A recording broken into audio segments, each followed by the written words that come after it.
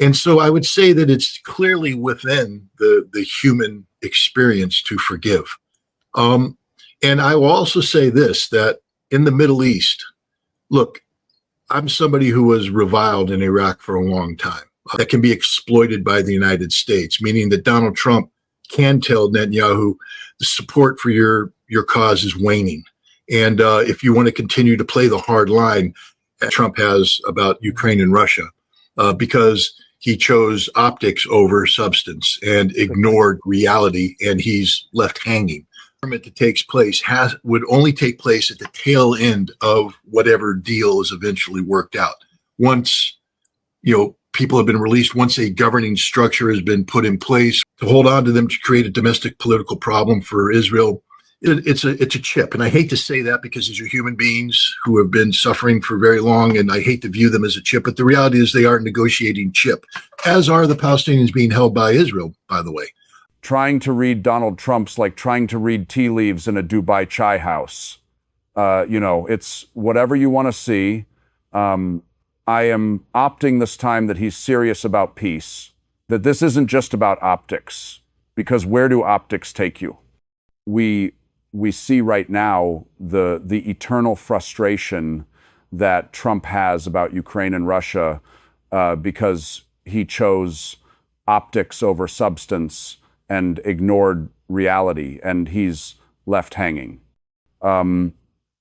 Here, there is reality, and the reality is Hamas isn't going away.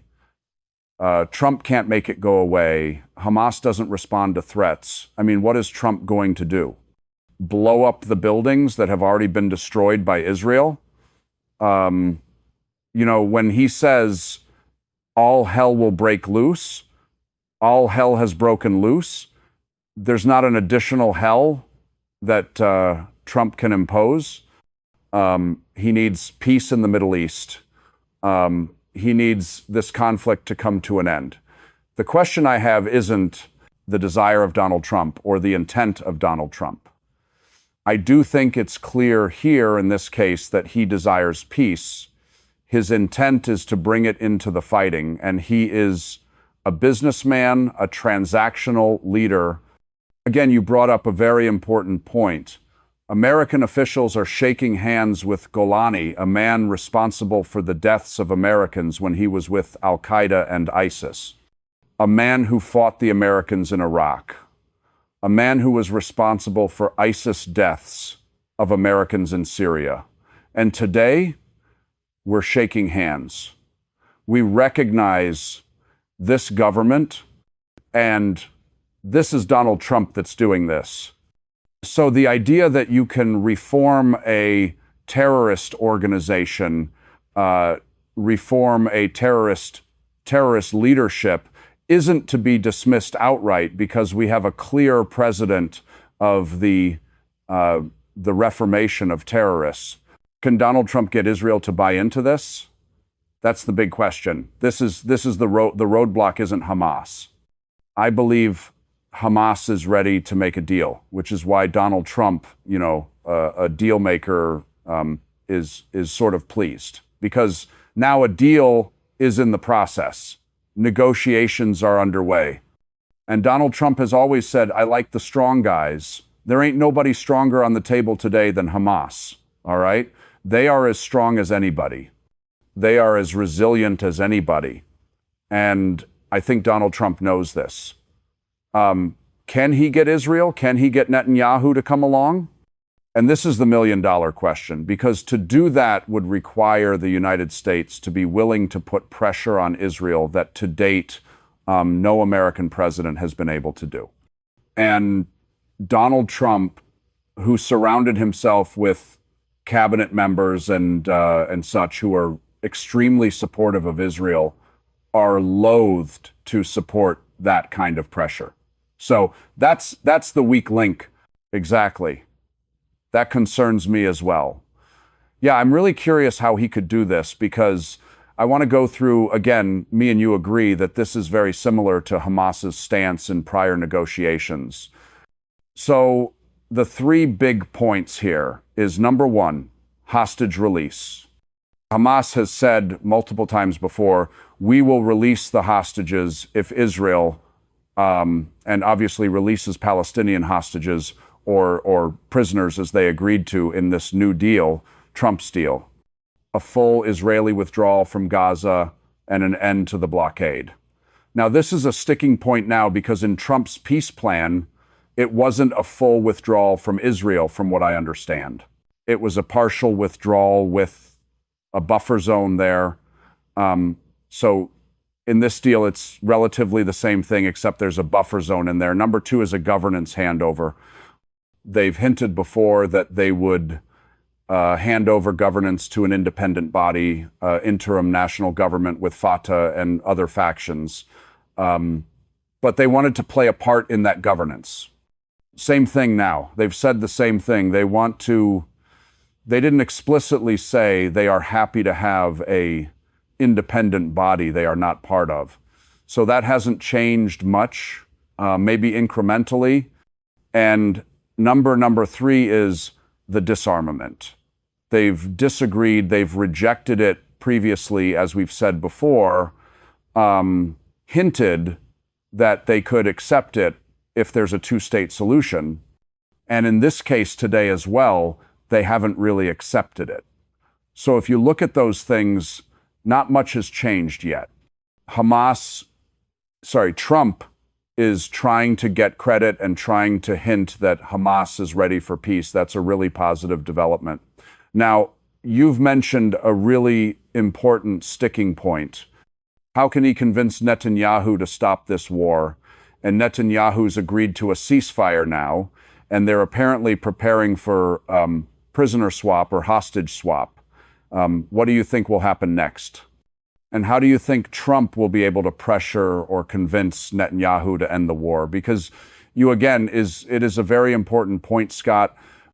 I want to reiterate the point you made is that Trump does not want the same embarrassment or I'd use the word failure as he's had in Russia, where he expected things to go really well after meeting Putin and things kind of ended up for the worst. Yeah.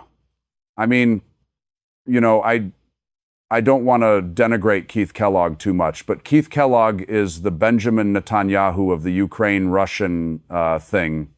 He just, Keith Kellogg keeps whispering things in Trump's ear that, creating artificialities that just aren't reflected by reality. The question, look, I actually think that Hamas, by not rejecting disarmament, means disarmament's on the table. And I do believe that if Trump is a deal maker and he should understand the concept of, as he does with this 2-0-point plan, phased action. And I believe that, Hamas will never disarm up front because they can't trust Israel. Nobody can trust Israel. Israel can't trust Israel. So any disarmament that takes place would only take place at the tail end of whatever deal is eventually worked out. Once, people have been released, once a governing structure has been put in place, once, security guarantees have been. Because that's an important thing, who's going to guarantee the security of Gaza. I agree. From the Israeli perspective, you can't rehabilitate Gaza and allow Hamas to remain as a viable military force because inevitably the situation will deteriorate and we'll just be back on the path of a repeat of October 7th. And actually, I think Hamas agrees as well. I really do believe that at this juncture, Hamas has accomplished what it wanted to accomplish, which was to create a pathway towards a Palestinian state. And this is where people need to be optimistic. And I think Islamic Jihad as well, the Palestinian people have suffered enough, and I mean suffered too much, to be honest. I mean, this is just ridiculous what's happening today. It's just beyond words. And I don't think Hamas gains anything by continuing this struggle. In fact, they could be in danger at some point in time of losing whatever, talking points they've achieved, because blame could shift away from Israel. And right now, the blame is all on Israel. I know the Israelis blame Hamas, but around the world, Israel is just losing support, bleeding, shredding support. And Hamas has reached its high point in this. I think to continue the struggle without appearing to be serious about peace would only be to the detriment of Hamas, because eventually the blame is going to also be transferred to Hamas on an international level. I think the hostages have they have no more value right now to hold on to them to create a domestic political problem for Israel. It doesn't Hamas giving and I think Hamas now agrees as well. I think they need to return the host. First of all, that's a positive thing for them. It would be a very positive move. But you can't do something in a vacuum. Meaning, if you give up the hostages and then it go back to the war, it doesn't. It's a chip. And I hate to say that, because these are human beings who have been suffering for very long, and I hate to view them as a chip. But the reality is they are negotiating chip, as are the Palestinians being held by Israel, by the way.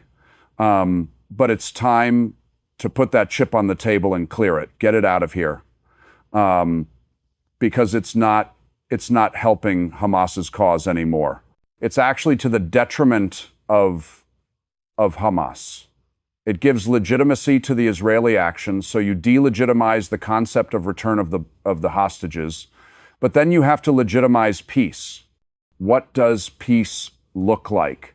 And this is where efforts are going to have to be made to get Israel to transition from where they are today. I mean, look, this is the Israel that said, we're going to bomb Qatar, an American ally. We're just going to do it, and we don't care. The same, and the argument people were making, we're agreeing on a lot today. We usually disagree on some things, but today we agree on a lot, including this point, that the same people they tried to bomb in Qatar that they said were an obstacle to peace are the people that are potentially agreeing to the peace deal that everyone's happy about, at least so far. There is a counter argument to this, and I want to get your thoughts on it, is that the strike on Qatar caused fear in the negotiators in Qatar and DHA, forcing them to accept this deal. So it's all part of the same strategy.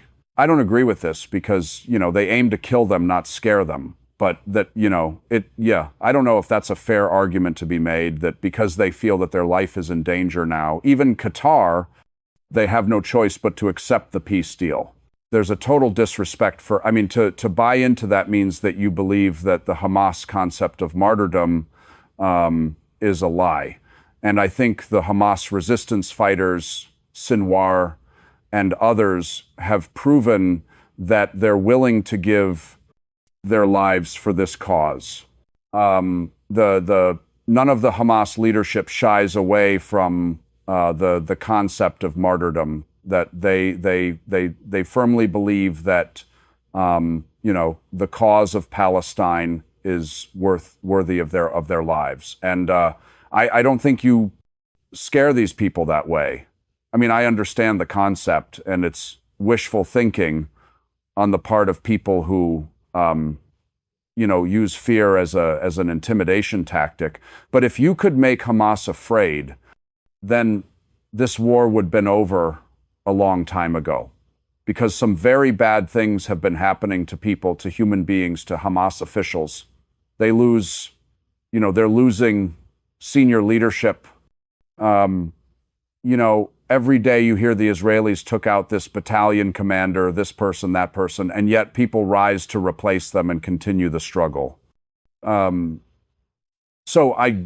While I agree with you, people are making that argument, I don't think that argument actually holds water. I agree there. Again, there's another thing that concerns me, that Hamas is no longer a just one organization. I feel Hamas has become a movement, because there's been so many people.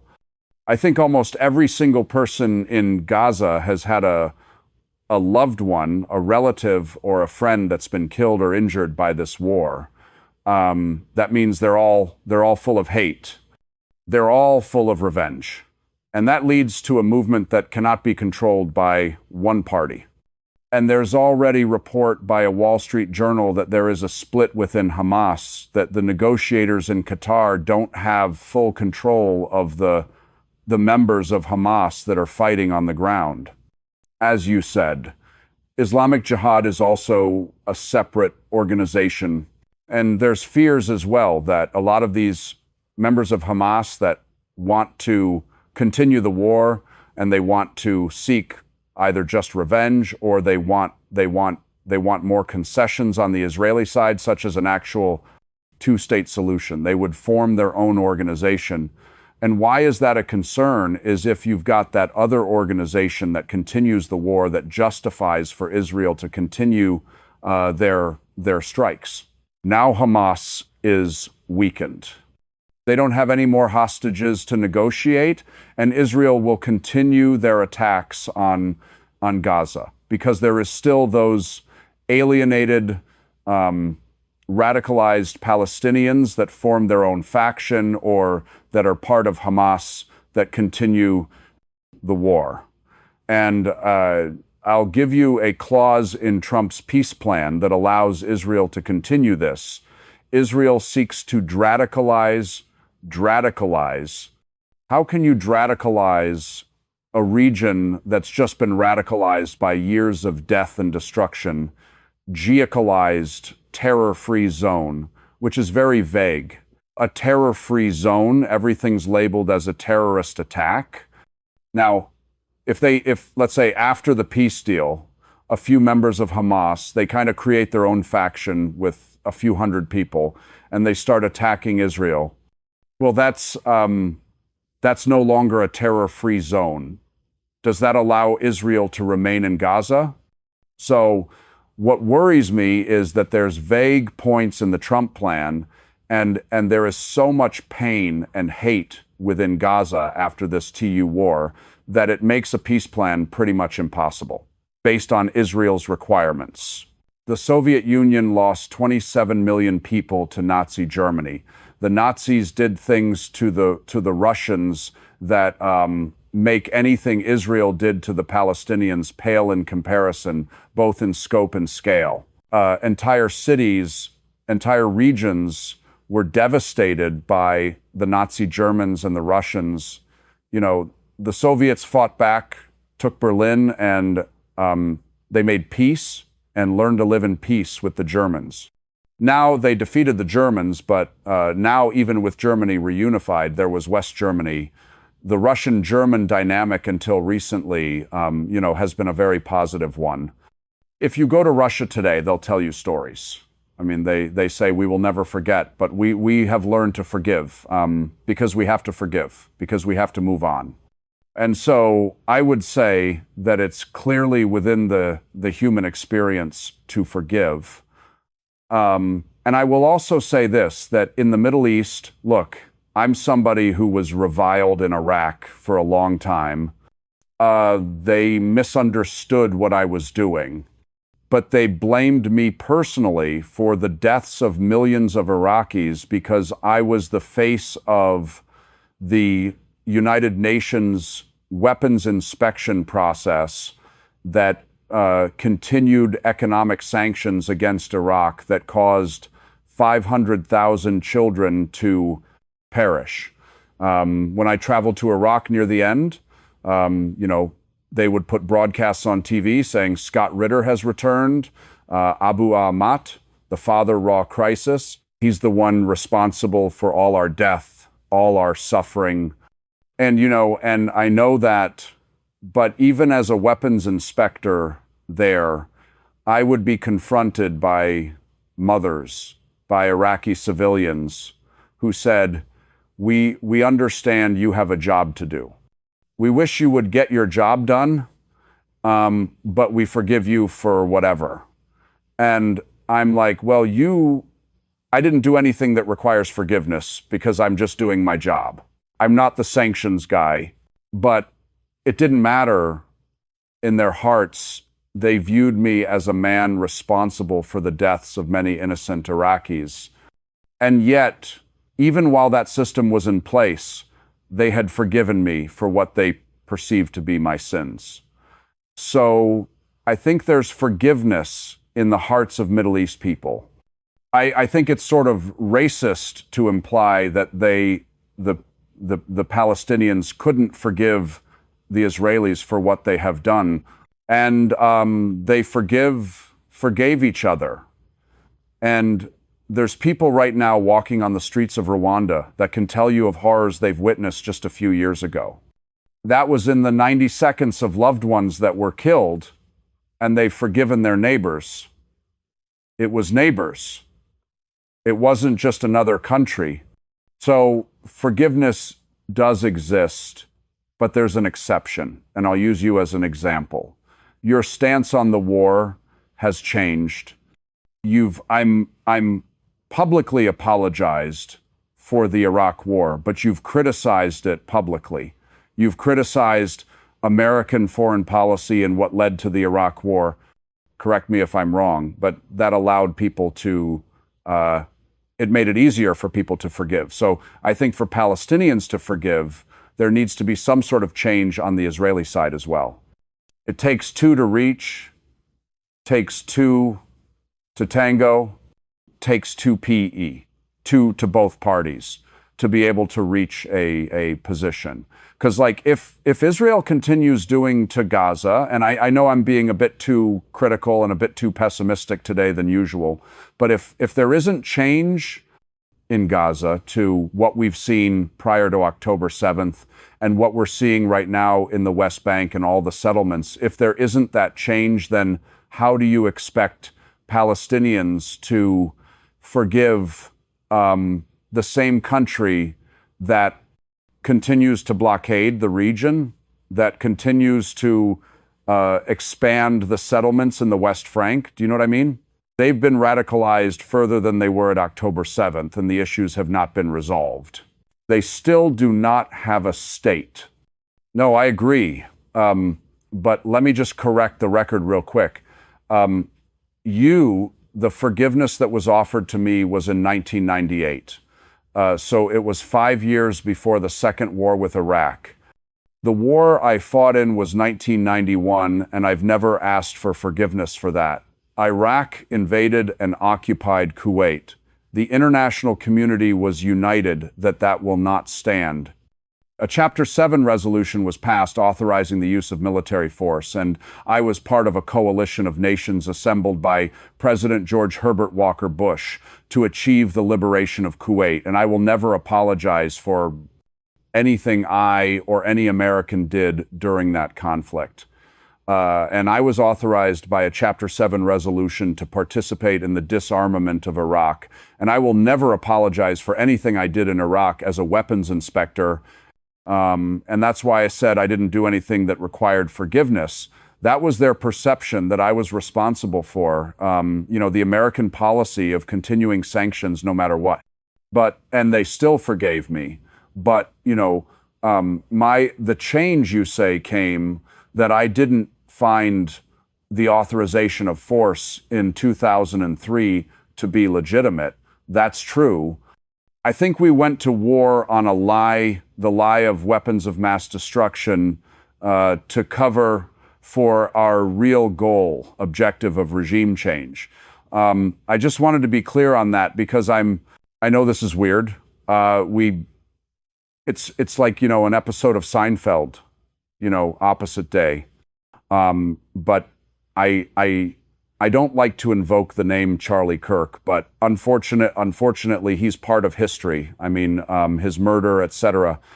But from that came a discussion, a debate that's taking place in the United States.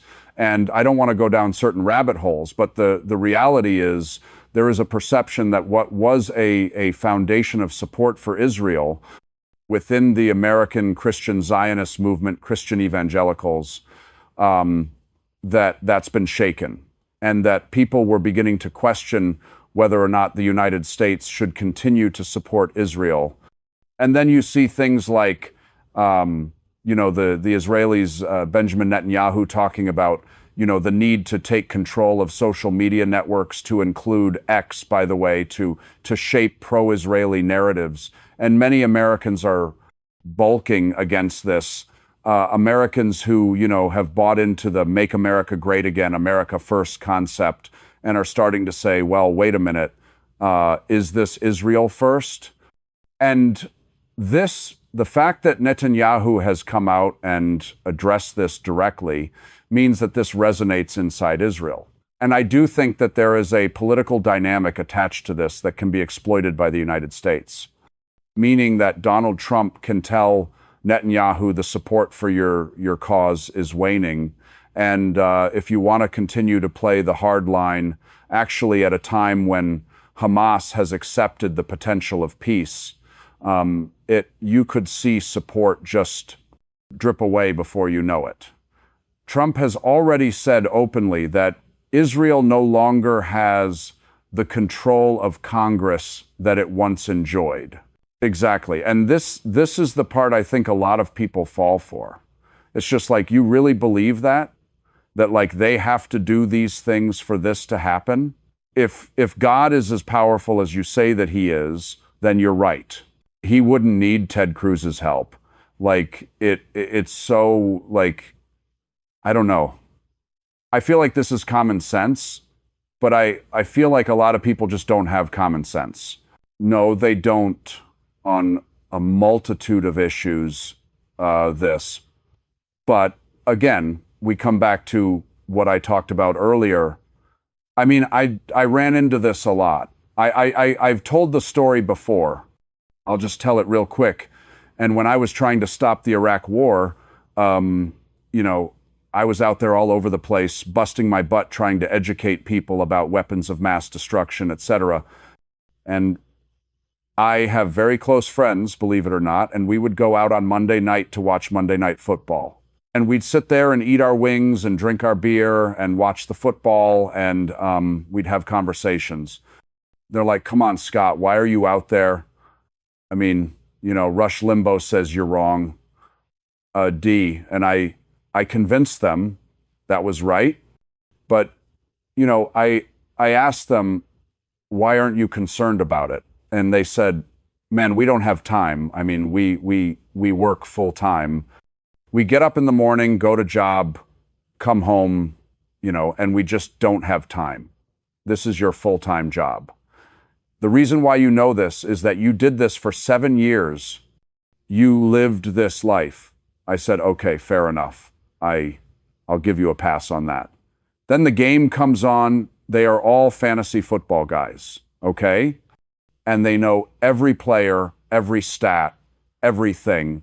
And as the game gets down there and it's Monday night now, and you need that score, you need your player to perform. They are shrieking out data stats. Why aren't you doing this? This is bad performant play. D. And I go, how do you know all this? Oh, we're fantasy football league. Yeah, but how do you learn? Oh, no, we subscribe, we get this thing, we log on to a website, we do all I said.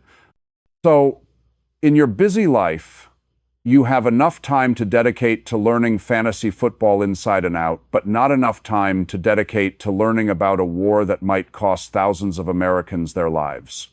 You just told me what your priorities are. And that's the problem, Savvy, is people's priorities. It's not just that the people are ignorant, or they are willfully ignorant, meaning they choose to be ignorant about certain issues and certain topics. And that's a problem, because people aren't inherently stupid. I believe that everybody actually has a functioning brain. People choose to be ignorant about subjects, and I think that sums it up. I know a lot of people. I'm in a fantasy football league, but I also learn about war. I also learn about important topics as well. But you're right, like some people would choose to spend more of their time on things that may not be as important, instead of spending that time on the things that are really important. And I think that's what it really comes down to. A lot of it comes down to